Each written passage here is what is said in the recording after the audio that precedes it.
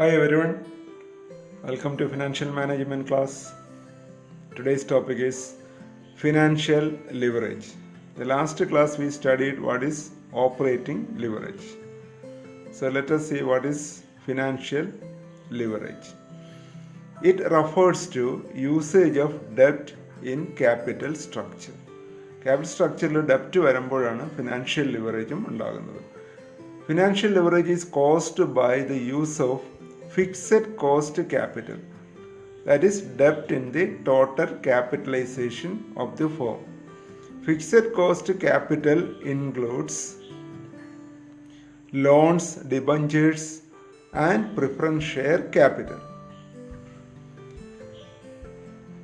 Financial leverage സംഭവിക്കുന്നത് capital സ്ട്രക്ചറിൽ debt ഉള്ള സമയത്താണ്. ഡെറ്റ് ക്യാപിറ്റലിൻ്റെ പ്രത്യേകത എന്ന് പറഞ്ഞാൽ ഫിക്സഡ് കോസ്റ്റ് ക്യാപിറ്റലാണ്.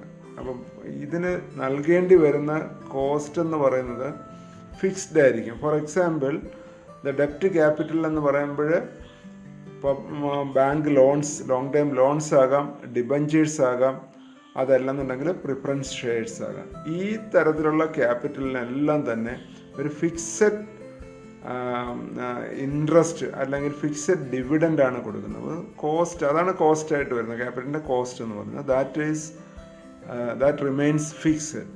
അങ്ങനെ ഫിക്സഡ് കോസ്റ്റ് ഉള്ള ഡെപ്റ്റ് ക്യാപിറ്റൽ സ്ട്രക്ചറിൽ വരുമ്പോൾ അതുമൂലം ഉണ്ടാകുന്ന ഒരു ഫിനാൻഷ്യൽ ഫിനോമിനന് പറയുന്ന പേരാണ് financial leverage.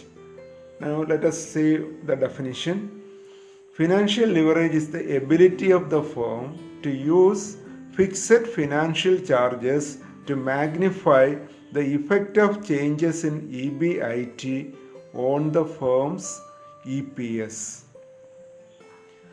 So, financial leverage എന്ന് പറഞ്ഞു കഴിഞ്ഞിരുന്നാൽ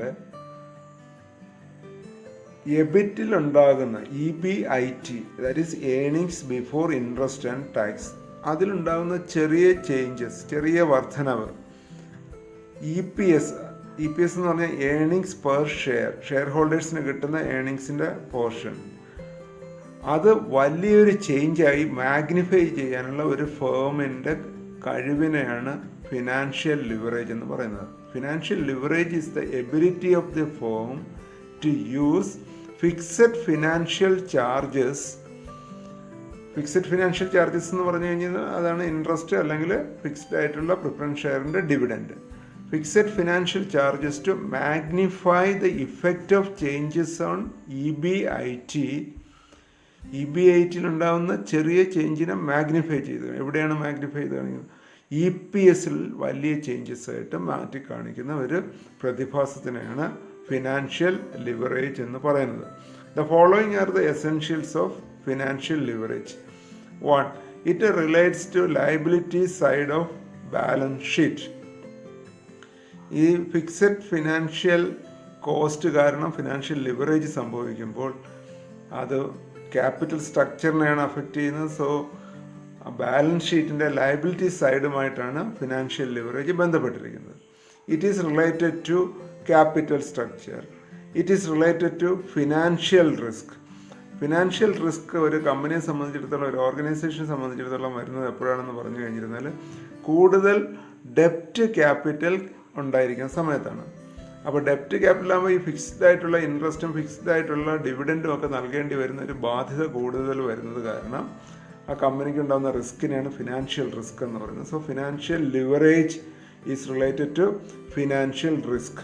4th point, it affects earnings after tax and earnings per share. Earnings after ടാക്സിനെയും, അതായത് പ്രോഫിറ്റ് ആഫ്റ്റർ ടാക്സിനെയും ഏണിങ്സ് പെർ ഷെയറിനെയും ഇത് അഫക്റ്റ് ചെയ്യുന്നുണ്ട്. 5th point, it may be favorable or unfavorable. Unfavorable financial leverage occurs when the firm does not earn as much as the funds cost. അപ്പം നല്ല രീതിയിൽ ലാഭം ഉണ്ടാക്കിക്കൊണ്ടിരിക്കുന്ന ഒരു കമ്പനിയാണെന്നുണ്ടെങ്കിൽ ഇത് വളരെ ഫേവറബിൾ ആയിരിക്കും. കാര്യം എന്ന് പറഞ്ഞു കഴിഞ്ഞിരുന്നാൽ ഓപ്പറേറ്റിംഗ് പ്രോഫിറ്റ് ആയിട്ടുള്ള EBITയിൽ ചെറിയൊരു വ്യത്യാസം വരുമ്പോൾ തന്നെ ഷെയർ ഹോൾഡേഴ്സിന് കിട്ടുന്ന EPS വലിയൊരു വ്യത്യാസം കാണിക്കും, മാഗ്നിഫൈ ചെയ്ത് കാണിക്കുന്ന കഴിവാണ് ഫിനാൻഷ്യൽ ലിവറേജ് എന്ന് പറയുന്നത്. അതേസമയം തന്നെ കമ്പനി നഷ്ടത്തിലേക്കാണ് പോകുന്നുണ്ടെന്നുണ്ടെങ്കിൽ ഫോർ എക്സാമ്പിൾ കമ്പനിക്ക് കഴിഞ്ഞ വർഷത്തേക്കാൾ ഒരു 2% നഷ്ടമാണ് ഈ വർഷം സംഭവിക്കുന്നതെന്നുണ്ടെങ്കിൽ EPSിലുണ്ടാകുന്ന കുറവെന്ന് പറയുന്നത് ഈ 2%-നേക്കാളും വലുതായിരിക്കും. അപ്പോൾ രണ്ട് സൈഡിലേക്കും ഇത് വർക്ക് ചെയ്യുന്നത് കാരണം financial leverage may be favourable or unfavourable. Unfavourable ആകുന്നത് എപ്പോഴാണ്? കമ്പനിക്ക് ഇൻട്രസ്റ്റ് കൊടുക്കാൻ പോലുമുള്ള പ്രോഫിറ്റ് ജനറേറ്റ് ചെയ്യാൻ സാധിക്കാത്ത സമയത്താണ്. അതായത് ലോസ് മേക്ക് ചെയ്യുന്ന സമയത്ത്, നഷ്ടം ഉണ്ടാകുന്ന സമയത്ത് ഈ ഫിനാൻഷ്യൽ ലിവറേജ് അൺഫേവറബിൾ ആയിരിക്കും. Next, computation of financial leverage. Financial leverage can be calculated by the following formula. Financial leverage is equal to EBIT divided by EBT, where EBIT refers to earnings before interest and tax, and EBT refers to earnings before tax but after interest. Therefore, EBT is equal to EBIT minus interest. EBIT എങ്ങനെയാണ് calculate ചെയ്യേണ്ടതെന്നുള്ളത് കഴിഞ്ഞ ക്ലാസ്സിൽ നമ്മൾ പഠിച്ചതാണ്. Sales variable cost minus ചെയ്യുമ്പോൾ contribution കിട്ടും. കോൺട്രിബ്യൂഷനിൽ നിന്ന് fixed cost minus ചെയ്യുമ്പോഴാണ് EBIT കിട്ടുക. From EBIT when you subtract interest you will get EBT. അപ്പോൾ EBITയും EBTയും അറിയാമെന്നുണ്ടെങ്കിൽ ഫിനാൻഷ്യൽ ലിവറേജ് കാൽക്കുലേറ്റ് ചെയ്യാനുള്ള ഫോർമുല എന്താണ്? Financial leverage is equal to EBIT divided by EBT. Financial leverage helps the finance managers while devising the capital structure of the company. A high financial leverage means high fixed financial cost and high financial risk. അതായത് financial leverage കൂടിയിരിക്കുകയാണെന്ന് പറഞ്ഞു കഴിഞ്ഞിരുന്നാൽ financial risk കൂടുതലായിരിക്കും. കാരണം fixed financial കോസ്റ്റും കൂടുതലായിരിക്കും. ഇതാണ് financial ലിവറേജിൻ്റെ മീനിങ്ങും അതുമായി involve ആയിട്ടുള്ള financial risk. How to calculate financial leverage എന്നുള്ള ഒരു എക്സാമ്പിൾ നോക്കാം. From the following data calculate financial leverage. Sales ₹25 lakh, variable cost 40% of sales, fixed cost ₹5,50,000, interest ₹1,25,000. ഇത്രയും ഇൻഫർമേഷൻ തന്നിട്ടുണ്ട്. Let us calculate financial leverage. So first we have to find out EBIT. So for that calculate contribution. Contribution is equal to sales minus variable cost.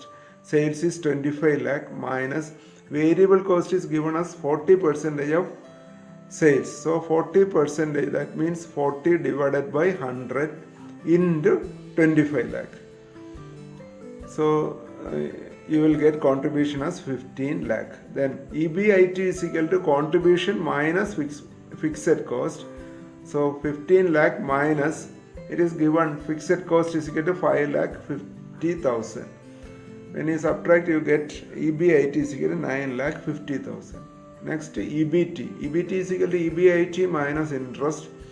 That is 9,50,000 minus interest. Interest amount is given as 1,25,000. So when you subtract 1,25,000 from EBIT, you get EBT as 8,25,000. Substituting the values, financial leverage is equal to EBIT divided by EBT, you will get the answer as 1.15. So that means when there is 1% change in EBIT, there will be 1.15% change in EPS. That is the meaning of financial leverage in this particular example. Okay. Hope you understood what is financial leverage. Let us conclude today's discussion. Thank you.